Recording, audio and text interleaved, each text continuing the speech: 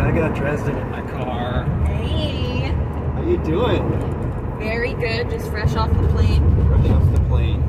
Oh, this is rotating. Feel free to like fix it if it works. Sure. Super high production value. Yeah, I'll be PA. So, you know how it's done. So we've been flirting with working together for I don't know how many years. At least 3. At least 3. I'm gonna say even more than that though.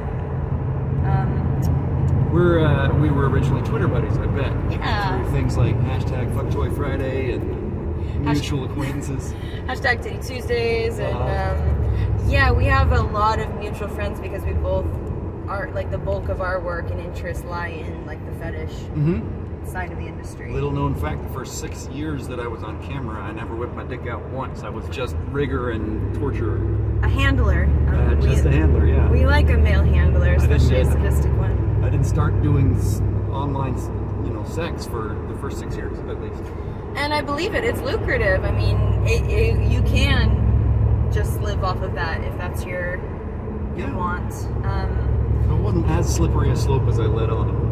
Yeah. And you too, though, right? You started in bondage and fetish? I started doing like, everyone's route is like from stripping to nude modeling to fetish modeling to gay porn. I was only doing girl. And then eventually I crossed over into boy-girl. I remember when we met, you were only doing girl, but you'd said that I could tie you up as long as I kept it in my pants. Yes. But it never, the timing was never right. It even then didn't happen. And we were, our friendship consisted of, regularly on Twitter, but then also, the occasional 5 minutes in Las Vegas every January. And it's our birthday. Our birthdays are so close to one another that we'd always be like, hey, happy birthday. Yeah, that's awesome. So first time I met you was in one of the restaurants at the Hard Rock for AVN. It was the first time we bumped into each other. Yeah, you're right. And it was I see you, this is you in person. That's right, yeah. Get over here. And once I got to see you in person and just feel your energy and vibe, I was like, oh yeah, we're tight. I knew it was gonna happen that we worked together. Yeah, I'm excited that it's finally happened. Me too. Make it happen. So what happened was I did one of those triple P loans. I don't know, did you do one of those payroll loans? No, I'm not sure. I almost didn't because I'm like, we never get nice things. We're never allowed to have the nice thing. But formerly Lance, now Lucy Hart. Yes, congratulations, Lucy, on your transition. Lucy was encouraging everybody to get to apply for it, and there was a company that was specifically working with adult entertainers. Not cheat this way, but here's how you write it so that so that you get the loan. Yeah. So I figured, fuck it, I'll go ahead and do it. And I just did it. I didn't fudge anything. Here's my 2019 taxes. Here's my 2020 taxes. There was no sneakiness, just straight up. And they're like, here's the difference. You qualify for a loan in the difference of those 2 years. I'm like, well, I don't believe you, but okay. And I filled out the paperwork. And sounds fake, but okay. Son of a bitch, they sent me the money. And then I sat on it. I'm like, I followed all the procedures. You're supposed to, if you're a single-owned business, you pay yourself. It's as long as you spend 60% of it on payroll. I spend 100% on payroll because I'm my only employee. Yeah. So I transferred it a couple of weeks at a time into my personal account, which proves that I paid myself. And then I went to the forgiveness site and I showed them that that's what I did. And they're like, no further questions. Your loan is forgiven. I'm like, I'm going to get me some damsels. They're like, take your fucking money, damn. I said, yes, please. So, I was so happy, by the way. I like to imagine that I was on the top of your to-do list because you've been on, toward the top of mine. And so, flattery will get you everywhere. I don't want to blow smoke, but you were in my very first few calls. There was 5 of you that I hit all at the same time to see who called back first. That is wonderful. I believe it. We've had a lot of time to build the anticipation. And I love my job, but I almost never get to pick who I work with. You know what that's like. I mean, all of my money is custom video jobs. It's what the customer wants to see. And I'm also not Los Angeles based, which is another tricky thing to get our schedules to overlap. Content is tricky. You can't just, hey, what are you doing tomorrow? Let's shoot. Yeah, it can't be a last minute. However, this was meant to be because it was last minute. You reached out to me with less than a week time frame, and I was like, I'm gonna be in SoCal. Yeah. On the day that you actually had available also. And that was so, I figured, I'm going to hang on to enough money to hire Dresden. What's your November look like? Or whenever next time. And you just said, are you free that day? I was like, how about next week? That day. I know, I was like, is next week soon enough? Let's do it. Yes, I like that. So bitchin'. That's what makes me feel like it's universal timing meant to be. The stars aligned. Like some happening. magic. We're gonna do good stuff today. So before we start talking about all the fun porn stuff that we're gonna do, you offhandedly said metalhead, and now I'm intrigued. Yes. Favorite 3 bands?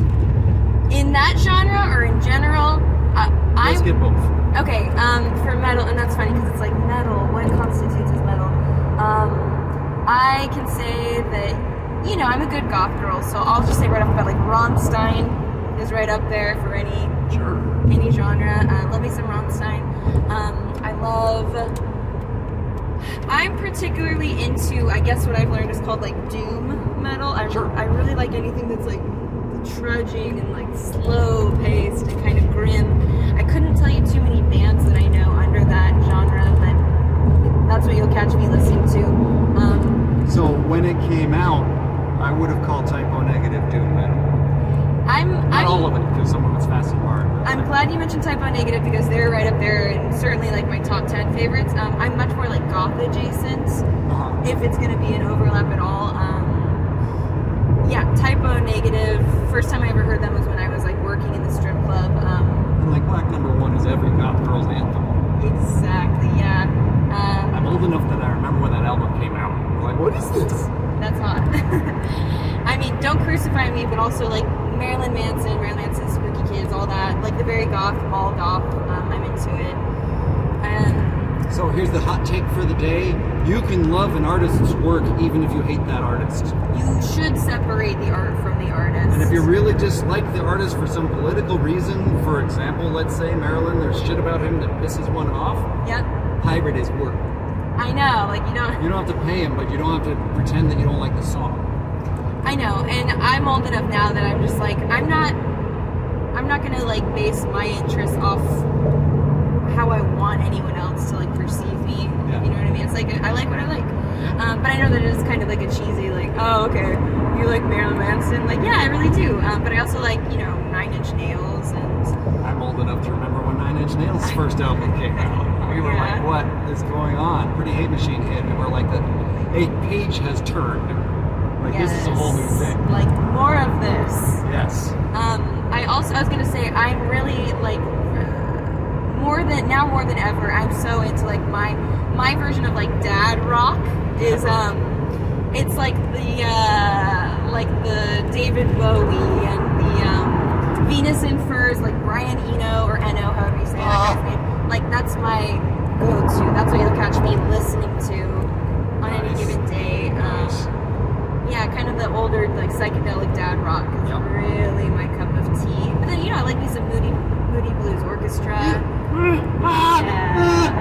they're great. I love the Moody Blues. Right? I love everybody thought they were too pop for themselves 80s albums. I mean, yeah, Nights of White Sand and all that when they were getting started, but Moody Blues, Once Upon Your Wildest Dreams, a whole bunch of their stuff. I'm like, oh God, this is so good. And again, that was my high school experience. Oh, so the nostalgia factor it runs deep. The music. I was listening to Moody Blues the other day on CD. You're lucky I know what that is.